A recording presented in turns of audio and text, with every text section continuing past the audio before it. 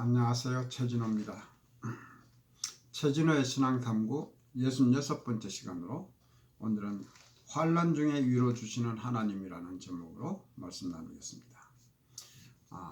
우선 먼저 하나님께서 주신 말씀은 고린도 후서 1장 3절에서부터 7절까지를 읽겠습니다.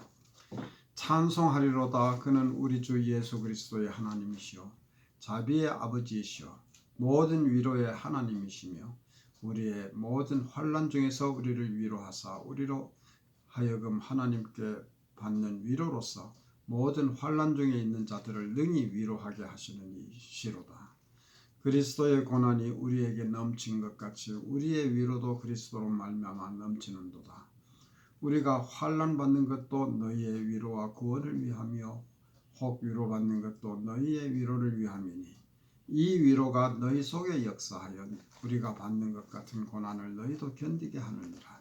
너희를 위한 우리의 소망이 견고함은 너희가 고난에 참여하는 자가 된 것 같이 위로해도 그러할 줄 알미라. 아멘. 오늘날 우리 신약 성경을 보면은 고린도 전서가 있고 고린도 후서가 있습니다.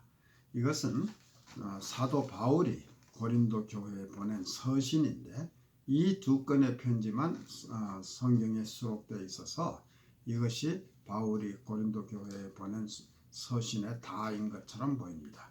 그러나 정확하게 따지면 고린도 후서는 바울이 고린도 교회에 보낸 네 번째 편지라고 합니다. 바울은 대략 한 3, 4년의 기간 동안에 고린도 교회에 여러 번 편지를 썼던 것으로 나타납니다. 성경에 있는 첫 번째 편지인 고린도 전서를 보면은 5장 9절에는 내가 너희에게 쓴 것에 음행하는 자들을 사귀지 말라 하였거니와 라는 말이 있는 것을 보면 바울이 이미 그 전에 이 교회에 편지를 보낸 적이 있음을 알 수 있습니다.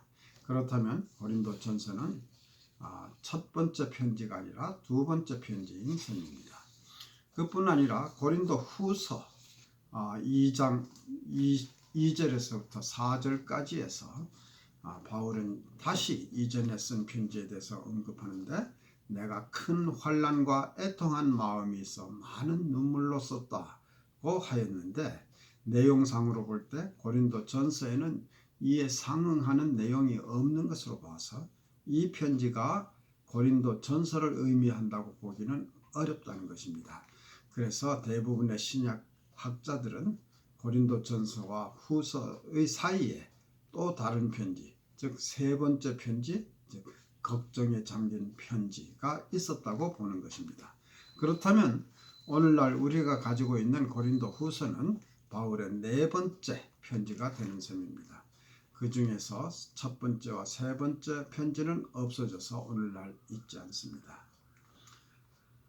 뿐만 아니라 고린도 후서의 끝부분인 10장에서부터 마지막 13장까지의 내용은 앞에 1장에서부터 9장까지의 내용과 잘 연결이 되지 않는다고 합니다.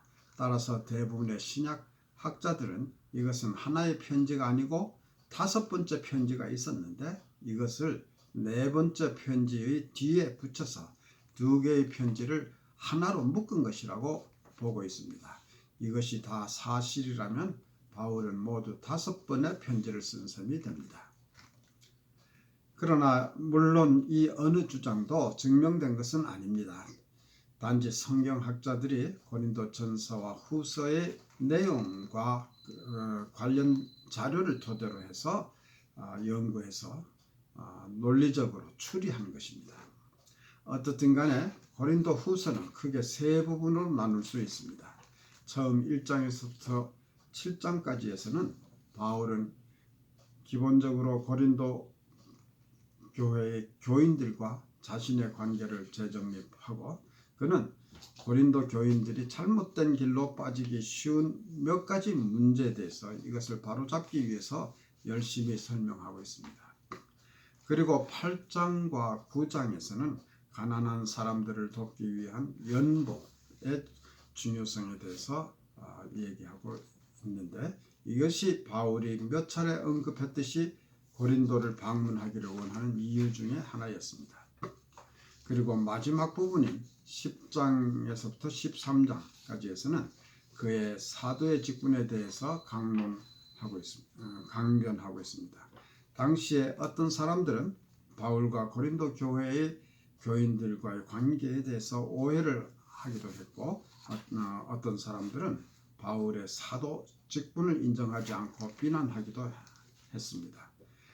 그러나 바울은 사실은 자신이 육신적으로 약한 것이 오히려 영광스러운 구원을 받기에 적절하다고 주장함으로써 비난하는 자들에 대응하였습니다. 오늘의 본문 말씀인 고린도후서 1장 3절에서부터 7절까지의 말씀을 다시 한번 읽어봅니다.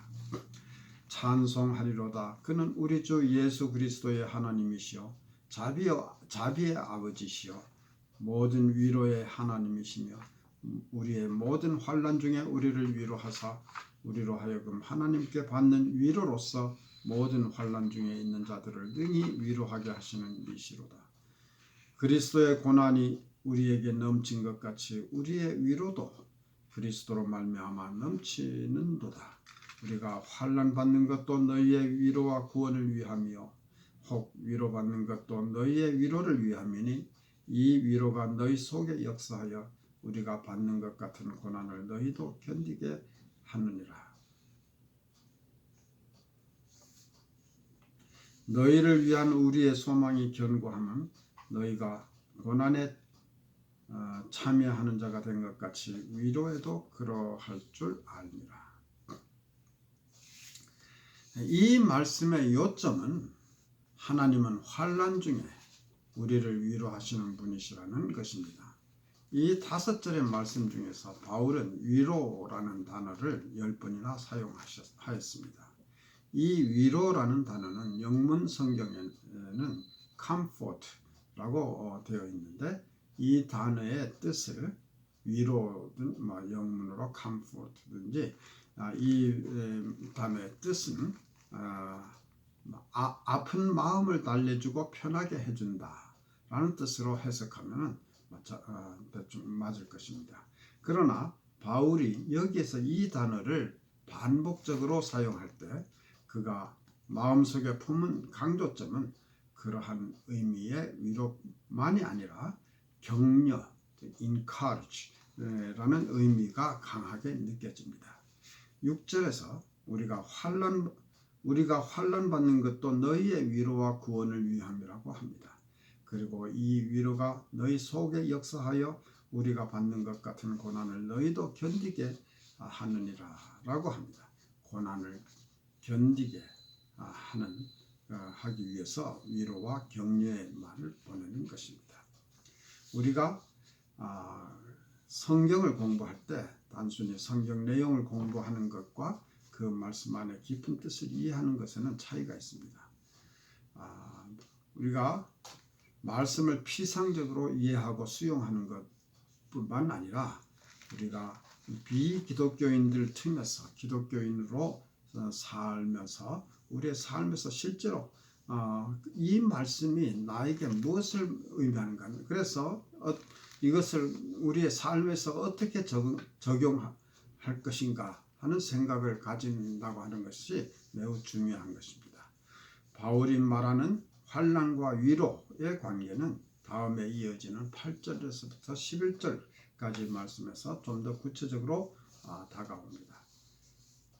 형제들아, 우리가 아시아에서 당한 환난을 너희가 알지 못하기를 원치 아니하노니 입에 힘에 지나도록 심한 고생을 받아 살 소망까지 끊어지고 우리 마음에 사형 선고를 받은 줄 알았으니 이는 우리로 자기를 의뢰하지 말고 오직 죽은 자를 다시 살리시는 하나님만 의뢰하게 하심이라.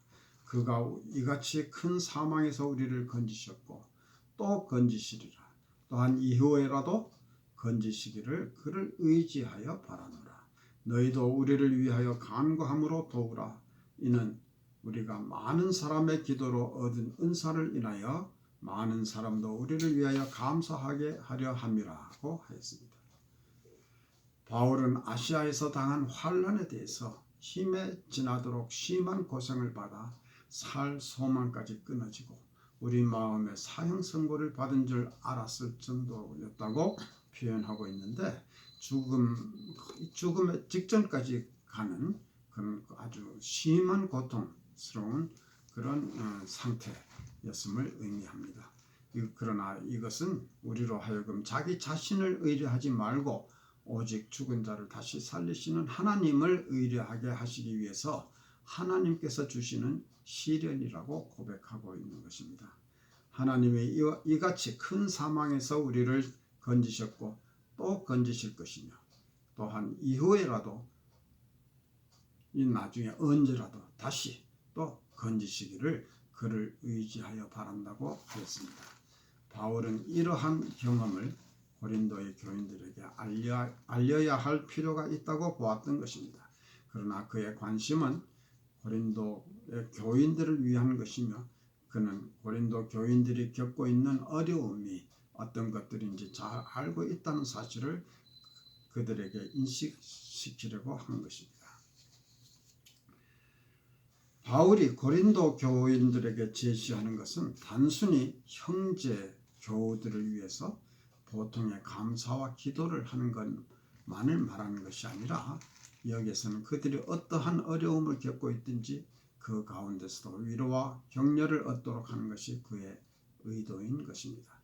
따라서 마지막 부분에서 그의 초점은 모두가 함께 건지심을 받는 것으로 모아집니다. 큰 사망에서 우리를 건지셨고 또 건지시리라. 또한 이후에라도 건지시기를 그를 의지하여 바라노라 라고 합니다. 그러면서 11절에서는 너희도 우리를 위하여 간구함으로 도우라고 하여 고린도 교인들의 기도를 통한 도움이 필요하다는 것을 밝히고 있습니다. 오늘을 살고 있는 우리가 모두 이러한 환난의 상황을 경험하는 것은 아닙니다. 그렇다고 해서 그러한 일이 전혀 발생하지 않는다고 말할 수 있는 것도 아닙니다. 오늘날에도 어떤 사람에게는 삶이 여기서 묘사된 것과 같이 혹독할 수도 있습니다. 믿음의 형제로서 우리는 그들에게 이 말씀을 격려의 말씀으로 사용할 수 있을 것입니다. 하나님은 진실로 당신의 처한 상황을 알고 계시며 성도를 위해서 자신을 나타내십니다. 하나님은 위험이나 어려움으로부터 우리를 건져내시기도 하지만 때로는 그대로 두시고 시험하심으로 우리를 강건하게 하시기도 합니다. 마지막으로 우리가 무엇을 하든지 우리는 옳은 일에 집중하고 일의 우선순위를 바르게 정해야 합니다. 모든 것이 풍부한 이 시대를 살아가는 많은 기독교인들의 문제는 그리스도보다는 물질의 풍부함에 더 많은 관심을 가지기 쉽다는 것입니다. 5절에서 바울은 한편으로는 자신의 삶을 그리스도의 고난이 넘친다고 묘사하면서 다른 한편으로는 우리의 위로도 그리스도로 말미암아 넘친다고 표현하고 있습니다. 고통을 미화할 생각은 없습니다. 그러나 오늘날 어떠한 고통도 정당화하지 않는 문화 속에서 살고 있는 우리는 오늘의 본문과 같은 환난에 관한 말씀을 접하면 쉽게 받아들여지지 않는 경향이 있습니다. 그러나 우리는 이러한 환난에 대해서 깊이 묵상함으로써 하나님의 은혜와 위로를 깨닫게 되는 것입니다.